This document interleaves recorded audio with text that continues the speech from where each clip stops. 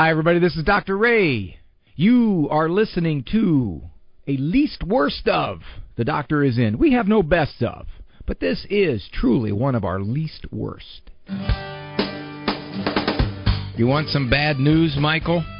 No. What are you asking me? You're the guru of the gray matter. I figured if anybody had it, you'd have the answer. I can't give you any direction. I think I'm going to have to change this channel. I'm sorry. You're completely wrong. I refuse to be wrong on 2 calls in a row. Tell me I'm spot on or tell me I'm crazy as all get out. I have no idea. I have a 6-month-old, so we'll be raising him according to Dr. Ray. Talk about being a winner. So, you want my question? You ain't making any sense. You're absolutely right. I just needed confirmation. So what are you going to do about it, Dawn? I'm calling you. Now, from the studios of Living Bread Radio Network in Canton, Ohio, the hometown of Mother Angelica, here's Dr. Ray. I've been catching bits and pieces of the football playoffs. I really don't have time to sit down and watch a whole game anymore like I used to way back. And I watched the national championship with Ohio State and Notre Dame. It's really hard for me to know who to root for. I really wanted, my heart was with Notre Dame, of course. But Ohio State's, Ohio here and one of our teams. I guess I was leaning towards Notre Dame. However, I noticed something as I was watching this. Football seems to combine 2 of the worst features of American life. Violence and committee meetings. You notice that? A lot of gatherings there, and then they get violent. Nice to have you with me here on The Doctor Is In, with my cohorts, my compatriots there in Ann Arbor, Eric Dumont, Call Screamer, Andrew Kruchek, Producer Man. The number to get on to the program, as I very much want to hear from you, 877-573. You got that so far? 877-573. 7825. 877-57-EQUAL. That's really easy to remember. That part's really easy to remember. Bouncing all over the place with those numbers, 877-573-782. It's like singing the national anthem. The national anthem is a hard song to sing because it goes all over the place. Nothing like America the Beautiful, which pretty much everybody can sing. You notice that with church songs, too? A lot of them are very straightforward, simple to sing. When you start getting really fancy with a church song, the guys start dropping out because they just can't get their voices to go all over the scale like that. All right, if you have a question about something in your life, or some stuff of life, things that matter to you, something to help somebody else out, or a generic question. Really like generic questions. The folks, I've been getting emails from the folks at EWTN, some of my radio superiors.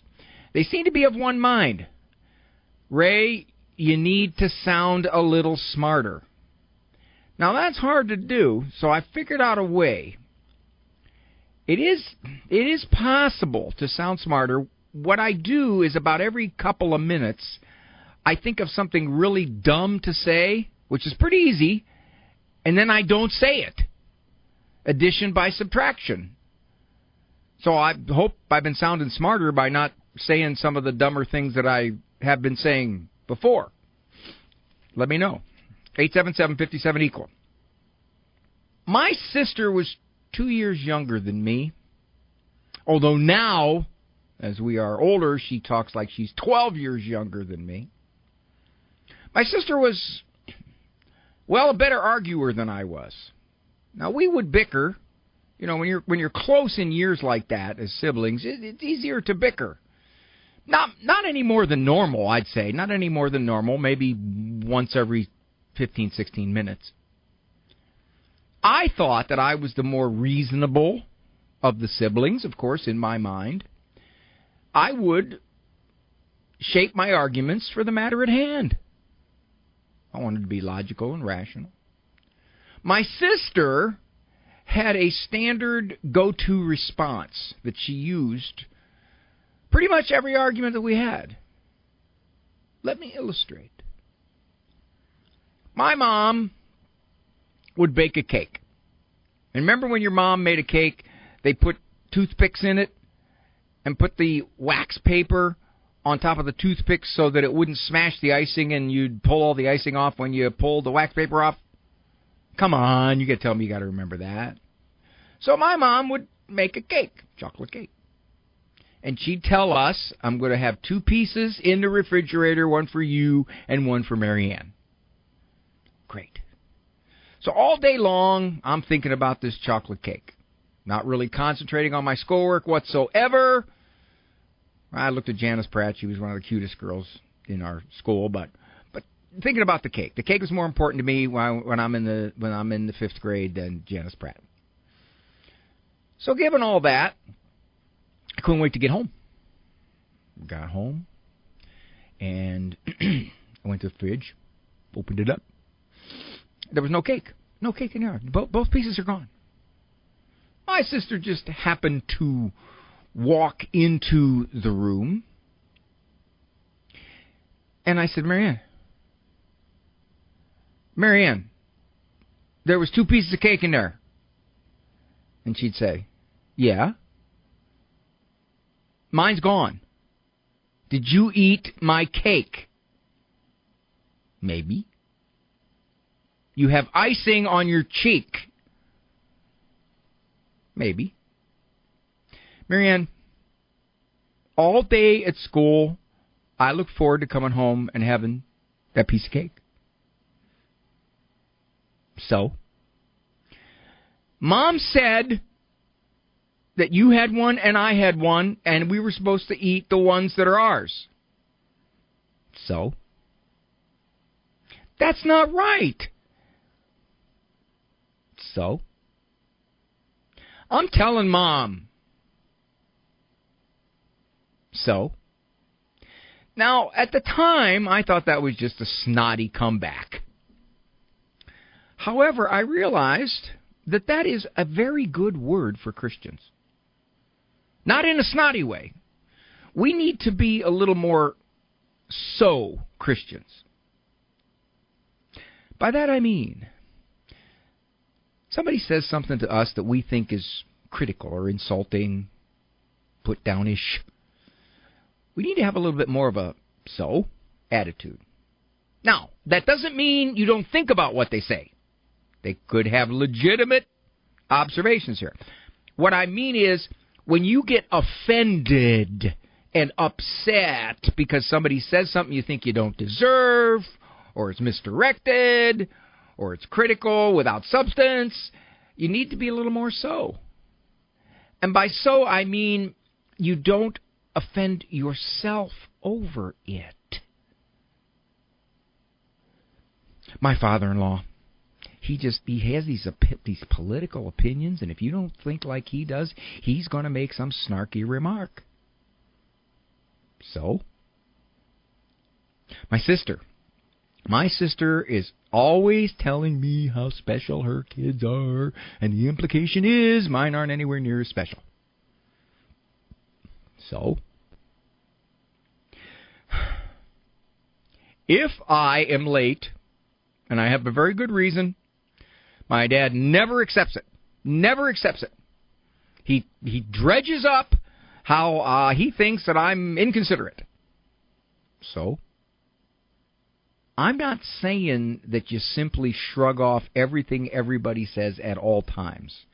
What I'm saying is, so much of what people say that bothers us, that distresses us, that offends us, that hurts us, if we took a little bit more of a shrug the shoulders so attitude toward it, you wouldn't be so resentful.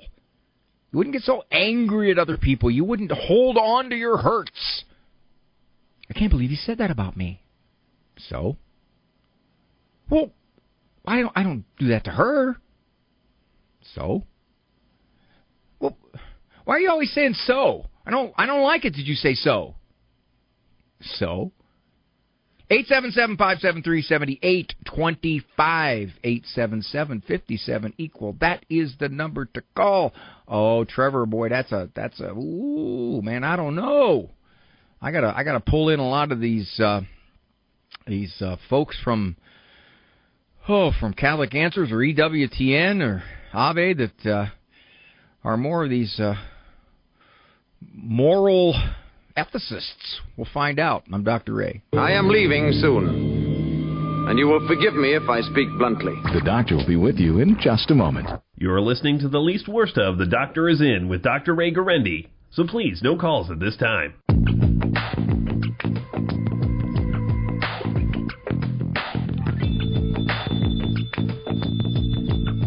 Thank you for joining me here, Dr. Ray Guarendi. I would like to put out a a request for Colin Donovan or Jimmy Aiken or any of the ethicists and people in EWTN or Catholic Answers are all over the place.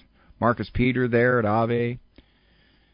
Because I'm not sure exactly how to approach this call from Trevor. Where else? Nevada. Hi, Trevor. Hey, Dr. Ray. Thanks for taking my call. You work at a casino? I recently got hired to do security at a casino, and I was wondering if it's a sin for me to work there as a Catholic man. Okay, let me qualify what I'm saying here, Trevor. Certainly I'm not a priest, and certainly not a moral ethicist. It would seem to me if you're doing security that that's okay. I mean, you're just basically there to make sure there's no trouble, there's no violence, there isn't nasty stuff going on.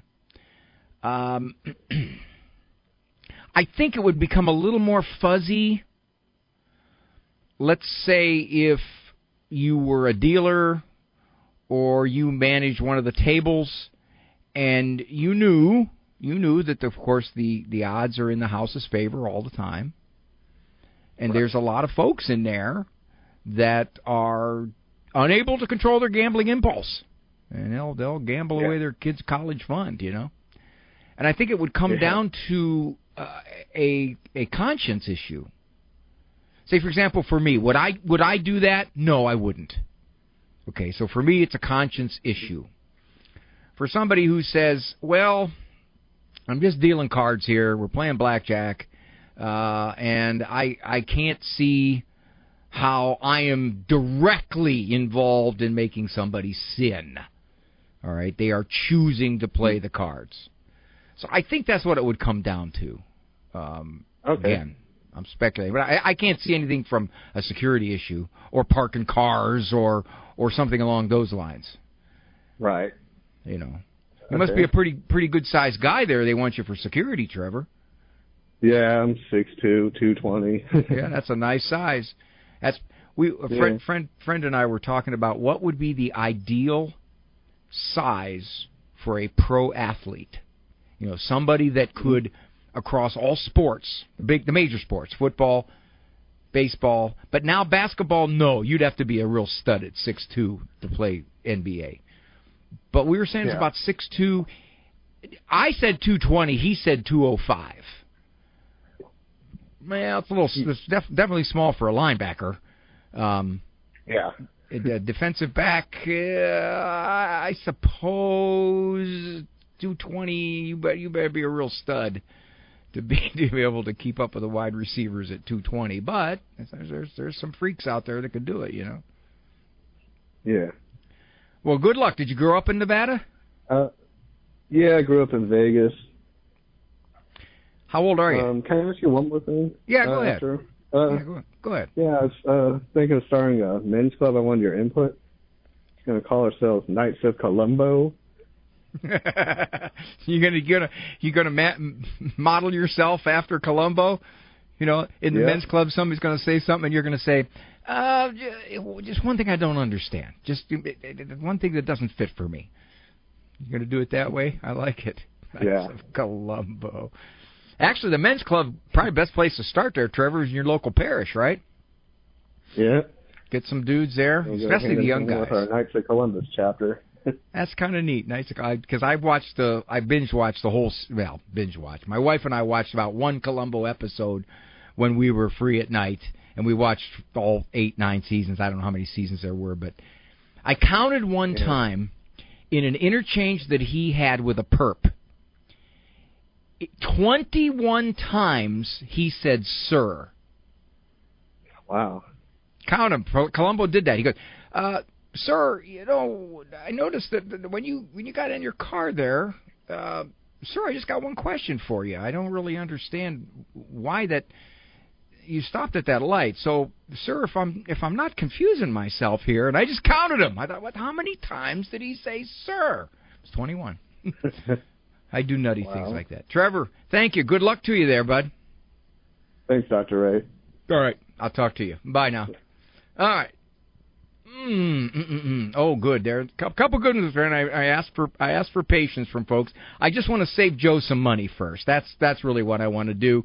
And I've been wanting to negotiate with some callers like Joe, where if there's some way we could estimate the amount of money that I would save them over a certain amount of time by talking with them about the situation they're in, I think 6% would be good.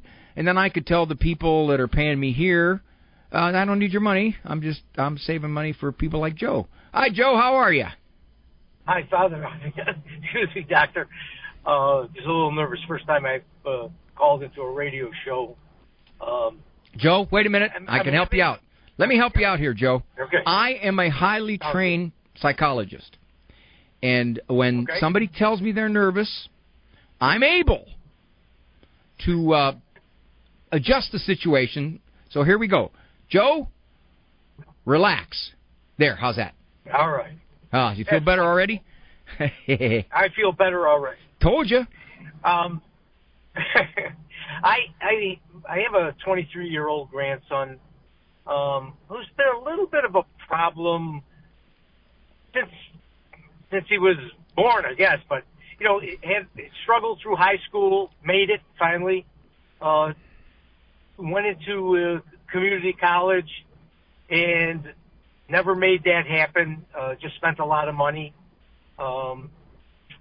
And he has not really found his way to being a good employee. I mean, he's had many jobs that there's always an excuse as to why they let him go or they've been unfair. He's gotten himself financially in trouble. I've helped him out. His father's helped him out. And he bounces from job to job. And I don't know. I told him, I said, number one, you need to be honest. You need to be honest with people and yourself. And you need to find out what you're doing or not doing that people let you go from a certain position. And I think he's looking now. He just the other day got let go and had an excuse as to why. And I think he's looking for me to try to help him out financially until he can find another job, which I've done in the past. I've bailed him out of credit cards and student loans. His father's done the same thing. So I'm just at a loss how to help this kid. Well, you said some key things here, Joe. You said this has been a long-standing social problem. Maybe going back because of his temperament or because of the way he was raised, that he's just not real responsible. Because of that, he tends to blame others, and he can't hold on to jobs because his frustration tolerance is very low. And you've talked with him. You've attempted to get him to think a little more clearly about all this, and it doesn't seem to be doing anything. So you help him out. You figure, okay, when he messes up, I'll prop him up until the next job. So here's the question, Joe. When are you going to decide no more propping up? I think I decided that. He's called me. I've given him advice. I told him if you're out of work, there's a lot of jobs out there. You ought to be looking. And if you can't find one, go collect unemployment. Where's he living? I don't know how to do that. Where's he living, Joe? He's got his own apartment. He has a new car that he leases. As far as I know, those are probably the only two real expenses that he has, other than food and gas. And well, he must be working enough, or we're hoping it's legitimate. He's working enough to pay those bills. Those are not small bills. So where's he getting money? So far he's worked. He worked for me for a little while, and I let him go because he wasn't doing the job. And I told him, you need to grow up and get a job with somebody else and show that you're responsible. Here's the question, Joe. And, when he comes to you and he says, Grandpa, I ran out of money, and I don't have money to pay my rent. And now all of a sudden the bank is sending me notices they're going to repossess my car. What are you going to do, Joe? Good question. That's my struggle, Doctor. That's my struggle. As to, I'm one to try to help out everybody to a certain extent, especially those who help themselves. Well, there's the key. I don't know. There's the key. I guess, Joe, you can do that, but I don't know if there'll be any end to it. You have to decide if and when the end will come regarding your support and whether you're helping him out by continuing to do this. That's really the question, Joe. This is Dr. Ray.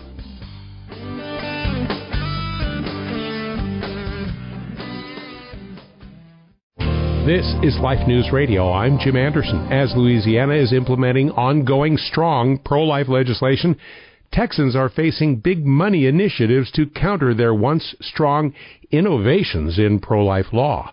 Calculating that the big blue states are losing population and will no longer sustain eugenic and abortion-friendly outcomes, the George Soros family is pouring millions into turning Texas abortion-friendly blue by 2032. So, when bold pro-life Texans realized they needed legislation to fight mail-order abortion, that bill got stuck in a backroom committee. Contrast that with Louisiana. Pro-life bills left the House, were revised by the Senate, and reconciled within a week. Louisiana law will soon fight abortion coercion, and women may sue abortion pill providers for any harms done by the dangerous drugs. This is Life News Radio. A culture of life has a rarely mentioned but very formidable enemy. Pornography is material that deceives its consumers into thinking that they possess beauty, while the reality is they are possessed by a lie. Reject the lie and recognize that a culture of life relies upon you. New York's governor may be torn between strong supporters and opponents of assisted suicide legislation now on her desk, but Governor Kathleen Hochul now has strong and timely support for a veto. The American Medical Association is openly and professionally rejecting the gruesome practice. And the Thomas More Society is working with lawmakers to reverse the FACE Act they have successfully challenged in court. Pro-life observers say the law is a constitutional nightmare. For pro-life headlines delivered to your email address daily, sign up at lifenews.com. This has been Life News Radio. The Doctor is In with Dr. Ray Guarendi will commence now. We assure you that this randomly selected program is one of Dr. Ray's least worst.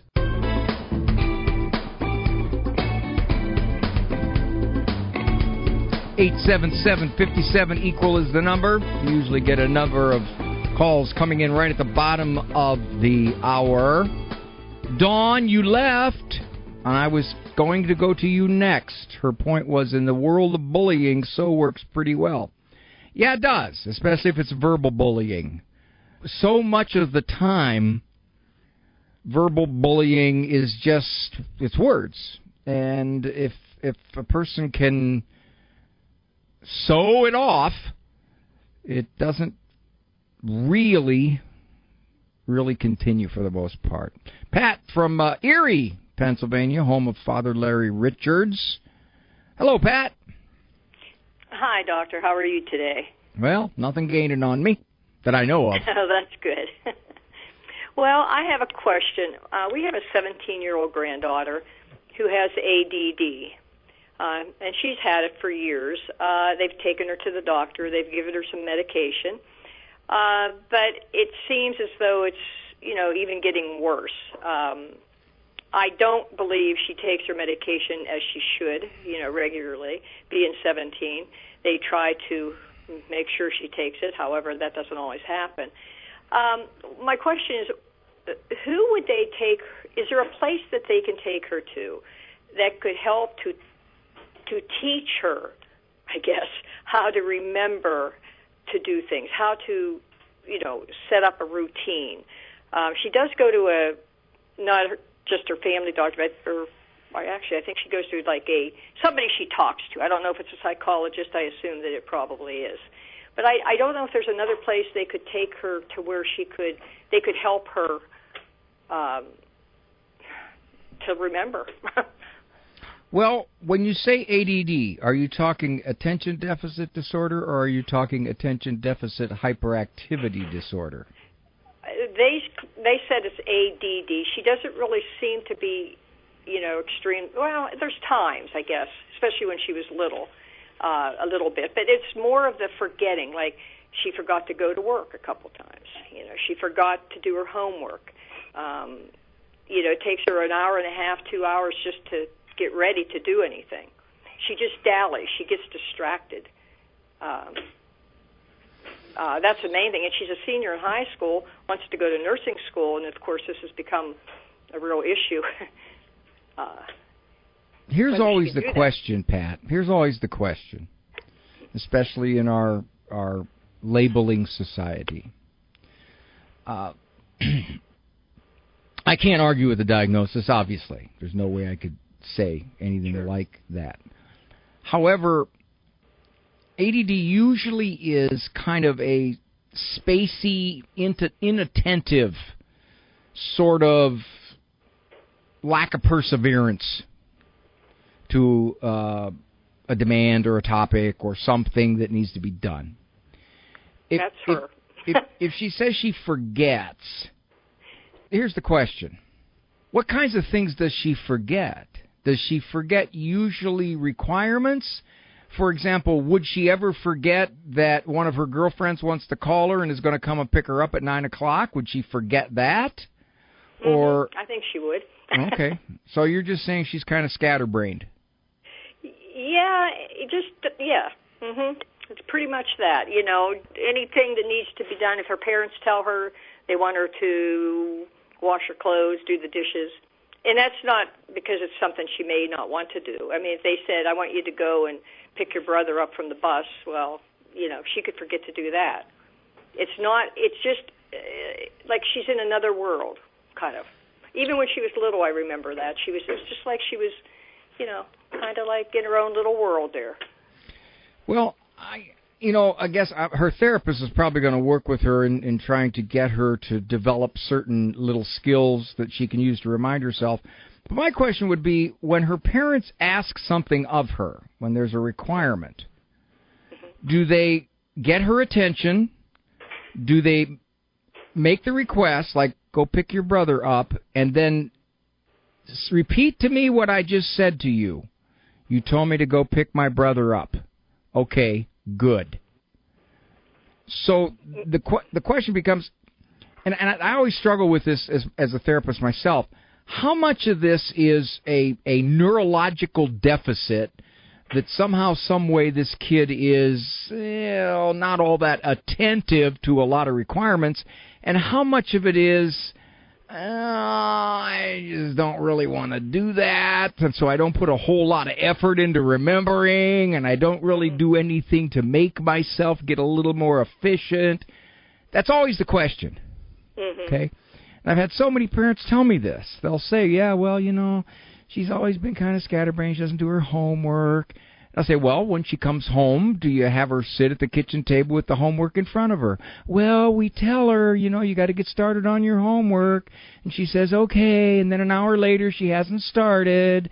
And they're prone to say, okay, well, somehow that's something within her neurological makeup that makes her less able to do that. But in fact, are they structuring her environment? That's the big part of it. That's what I mentioned to my son, yeah. Yeah, if you know she's like this, what are you going to structure? If you say, okay, you got to do the dishes, come right now.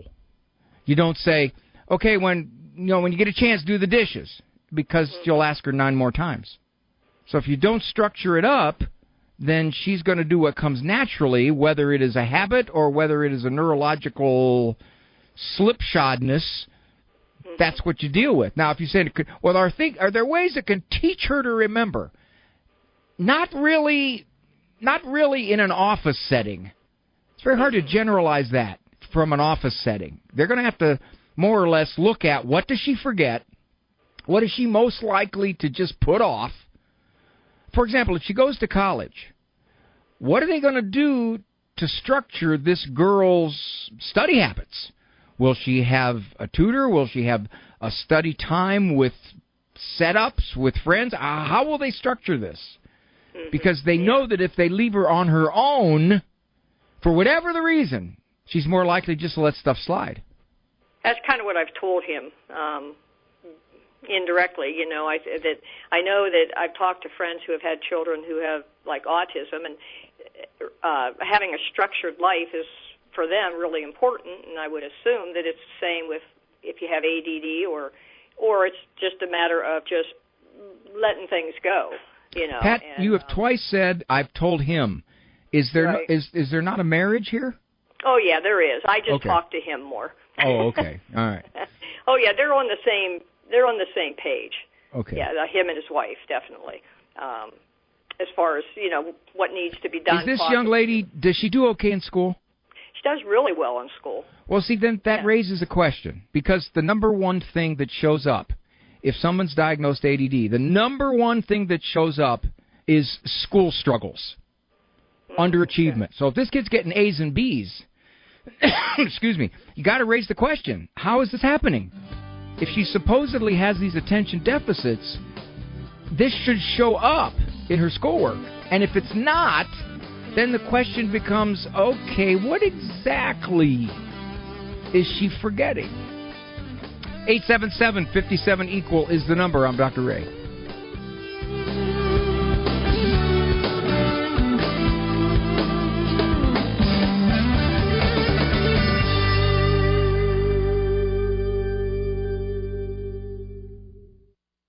You are listening to the least worst of the Doctor is In with Dr. Ray Guarendi. So please, no calls at this time.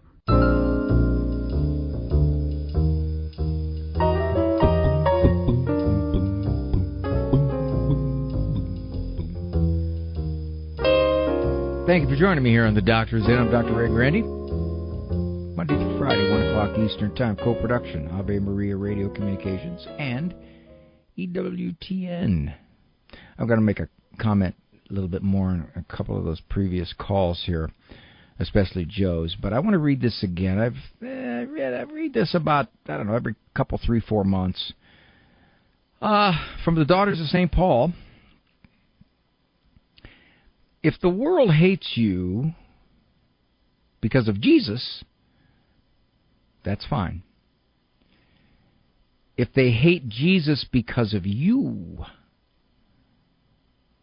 that's a problem. When I was in the evangelical world, I was out of the Catholic Church for 8 years. And, of course, a staple of evangelical attendance is Bible studies. We had our Bible study after the service. And every so often the question came up, why do people get so upset at us Christians? Because of our moral stance. And a common answer was, they know that we're right.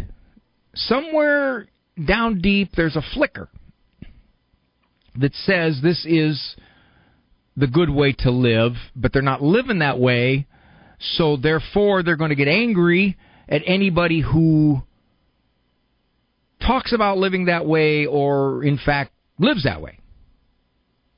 And I remember thinking, are they upset at us because we're holy?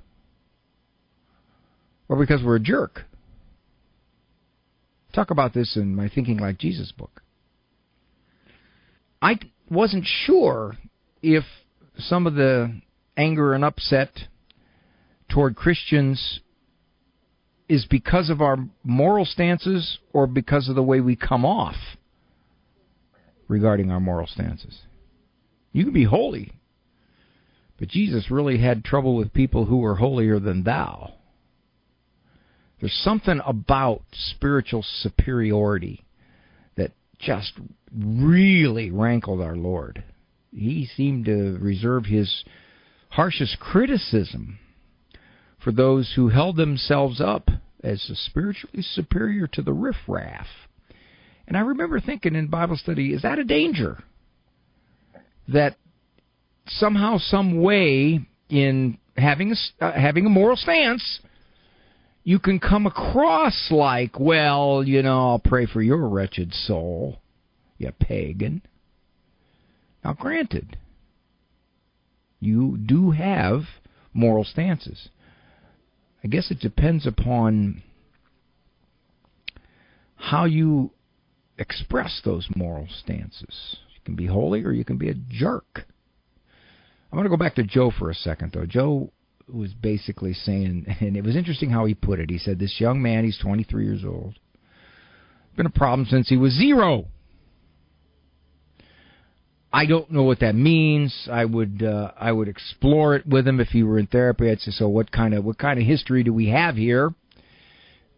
And if he would say this has been a long-standing difficulty through school, through peer relations, through a certain amount of defiance, whatever it was. Now, it can be because of temperament, the way the child's wired, makes him a little tougher to raise, or it can be, and more often than not it is, that there was a lot of stuff going on in the parenting family life that allowed this stuff to continue and grow. And so now he's 23. He can't hold a job. For whatever the reason, he can't hold a job. He gets upset when the boss has certain demands, or if there are coworkers that he doesn't exactly get along with so easily, he quits. He just quits. And Joe has said, I propped him up. His dad has propped him up. We've given him money. Sustain him in between jobs. So my question for Joe is, what would happen if you didn't? And that's where most parents and grandparents struggle. I asked him that because chances are that was going to happen. If he's had a history of multiple job losses, and right now he's living in his own apartment, and many parents will say, oh, no, he had to come back home because he lost his job and he can't afford to pay his rent, and they're going to repossess his car, and he can't pay his car insurance, and he's certainly not going to give up his phone, so he came back home. Now what? What are you going to do? The question becomes, and this is, I think, the key question to all of this, are you helping or are you hurting? In the short term, you can dodge the crisis. All right, he didn't get kicked out of his apartment. All right, he didn't lose his car. And what's worse of all, he didn't lose his phone. Okay, short term. Then what? Then what? What kind of job will he get, or will he even look? That's always a question, too. Many of these young adults don't seek to get employment. And I've wrestled with a lot of that.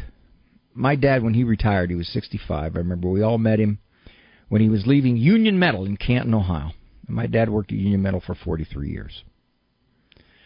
When he was walking out, the foreman said, Nick, you're the last of a breed.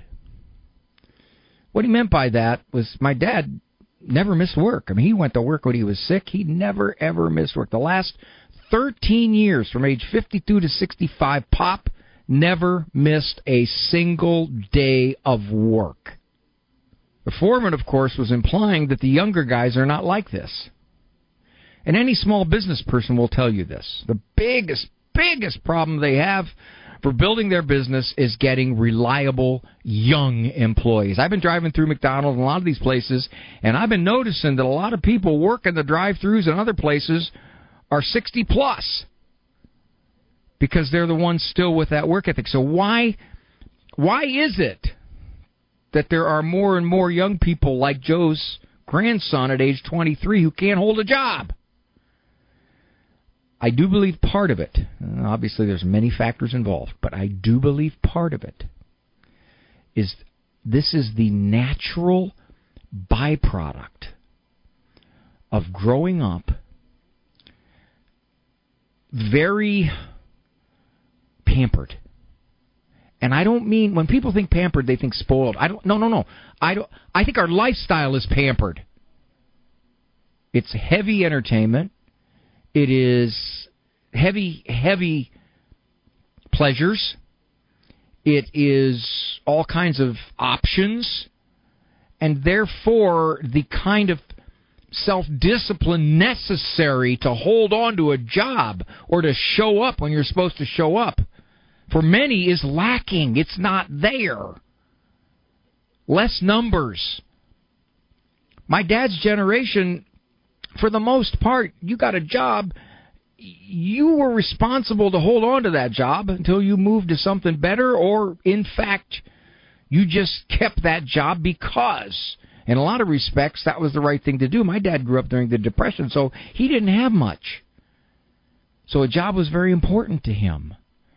But a lot of young people, they grow up with much. They are the beneficiaries of the lifestyle of their own parents. So to exert the kind of self-discipline necessary for many is a struggle. It's a real struggle. And I just see more and more young people like this, and I've had more and more business people, small business people tell me, I have to interview 20 people to get one, and that one may or may not show up on the first day of work. I hear this constantly from small business people. This is a phenomenon that's pretty widespread. And I think that in a lot of respects, it's funny, St. Paul said, let him who does not work not eat.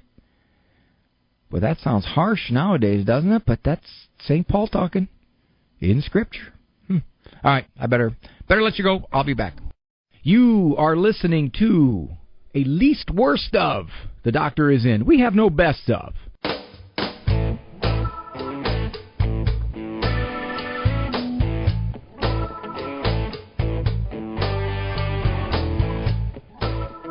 I got this from a mom. Our 15-year-old gives us very little help around the house.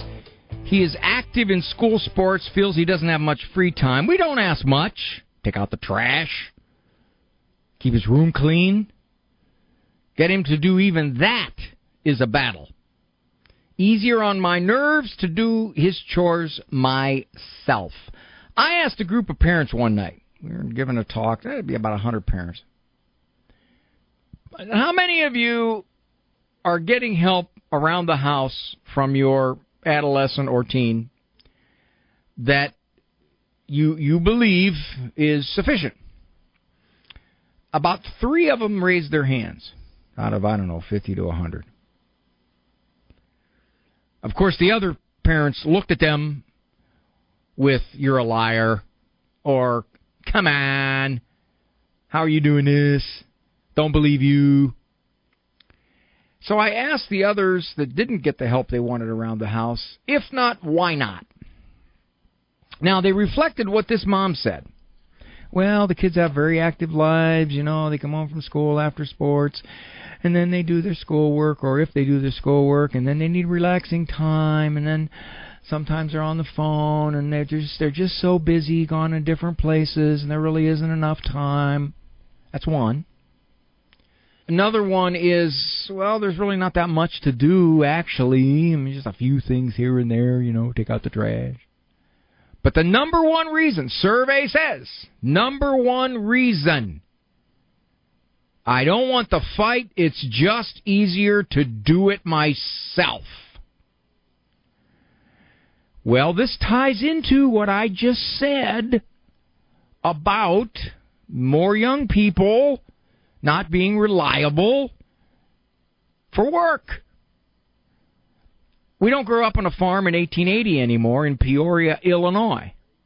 So they don't have to get up at 4 o'clock and do things. They don't have heavy chores that you would have in a rural setting. No, they don't. They don't have much to do, really, actually. Even cleaning their room, for most of them, they don't do it. So, what do you do as a parent?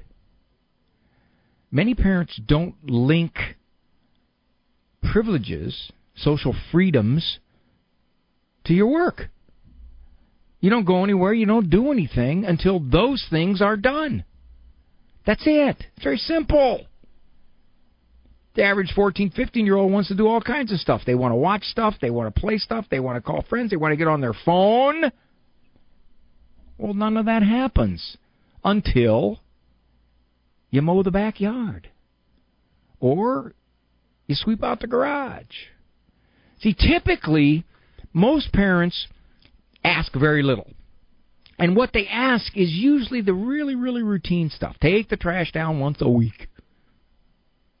Make sure I can see your carpet on your floor, at least in some 6 square inch spots. Feed the goldfish who died 3 weeks ago because you didn't feed him. Take care of the dog because this is the 6th day in a row that I've fed the dog and you wanted the dog and you're not feeding the dog. So these are tiny little things, and my experience has been the less you ask of a kid, you're going to get even less. So you need to add some things. You need to actually come up with stuff. I've said this before in this program. For a consequence for misbehavior, labor. 1 hour worth of labor, 2 hours worth of labor. You have to do everything that I ask you to do in that hour, or you don't have privileges. It's not going to happen. The way you talk to your sister was really, really mean. You're doing all of her chores today. Let me tell you what they are. Yeah, she's taking the barbells up to the attic. She always changes the transmission fluid. She's going to do a valve job on the car. 65 Pontiac GTO. Many employers will thank you for doing this. Now, I know Andrew Kruchek and Eric Dumont, they work. They're there. They show up. I work too. Of course, what I do isn't exactly exhausting. I do appreciate the company. Thank you so very, very much. Hopefully see some of you next week at Ave Maria University. It's going to be a lot of fun. It's Dr. Ray. Walk with God all the way to heaven. For information on Dr. Ray's presentations, books, and CDs, visit drray.com and follow him on Facebook and Instagram. The Doctor Is In is a co-production of Ave Maria Radio and EWTN Radio and carried across the EWTN Global Catholic Radio Network.